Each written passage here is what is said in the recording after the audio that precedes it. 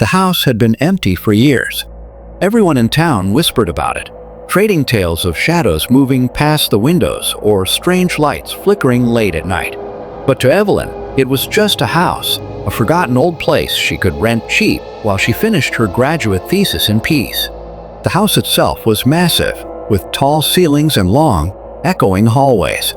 A grand staircase led to the second floor, but what caught Evelyn's attention on her first night was the narrow door at the end of the hall, painted black. Just the attic, her landlord had said, handing over the keys without looking her in the eye. No need to go up there. Evelyn didn't think much of it. She unpacked her books, set up her desk by the window, and tried to ignore the creaks and groans that seemed to echo endlessly through the empty house. But that first night, as the wind howled outside, she heard something she couldn't explain. Voices. They were faint at first, just whispers above her head, like someone murmuring through the ceiling. She sat up in bed, heart pounding, trying to convince herself it was just the old wood settling. But the whispers grew louder, clearer. It was children's voices, giggling, whispering, as if playing hide and seek in the attic above. Evelyn pulled the covers tighter and told herself it was nothing. But sleep didn't come easily. The locked door. The next morning, Evelyn stared at the attic door.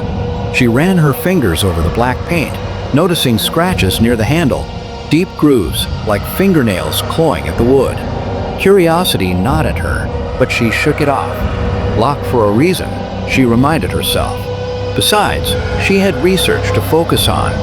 But every night, the voices returned. They whispered her name. Evelyn, giggling, soft footsteps above her head, pacing, then stopping suddenly. Sometimes she'd hear something dragging across the attic floor, heavy, scraping noises. She stuffed pillows over her ears, but the voices seeped through. The tapping. By the third night, the whispers weren't the worst part.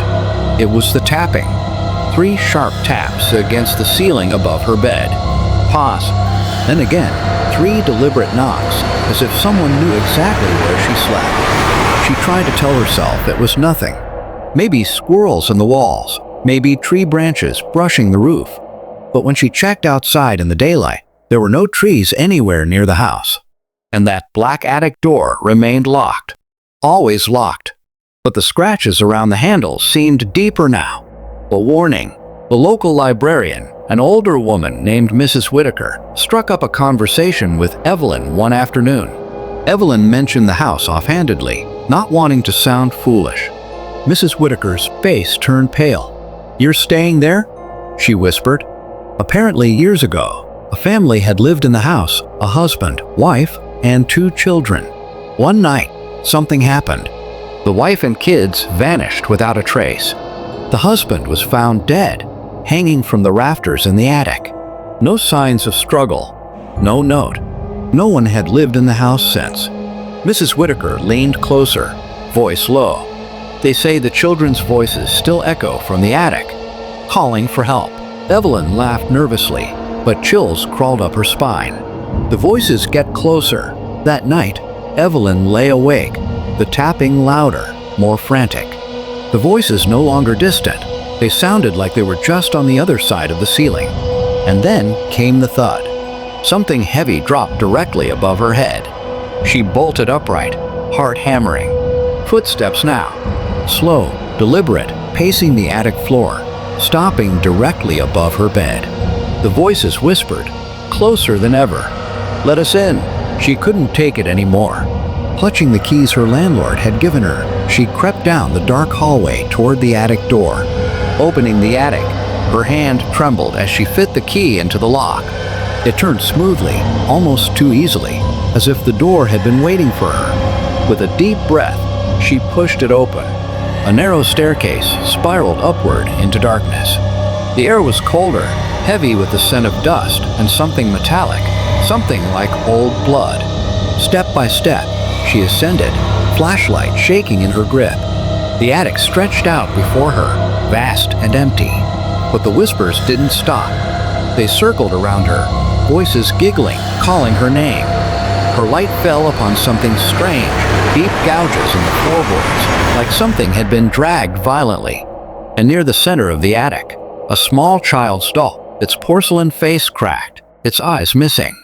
Suddenly, behind her, she heard the attic door slam shut. Locked in, Panic clawed at her chest. She rushed back to the stairs, but the door wouldn't budge. It felt like something heavy pressed against it from the other side. The whispers grew louder, surrounding her now. "Stay with us. Play with us." Then she saw it. In the far corner of the attic, something began to move. A dark shape slowly materialized. A figure hunched unnaturally, limbs bending the wrong way. A child. But its face was wrong.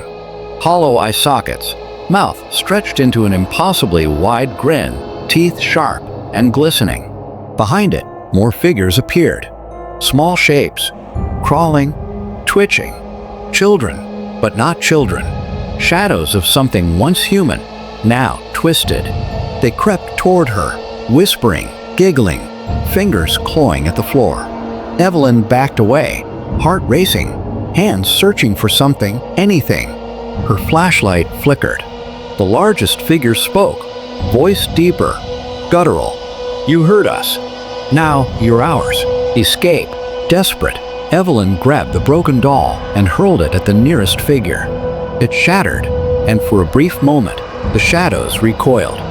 She seized her chance, sprinting to the door, pounding against it with all her strength. The whispers turned into screams. "Don't leave. Stay forever."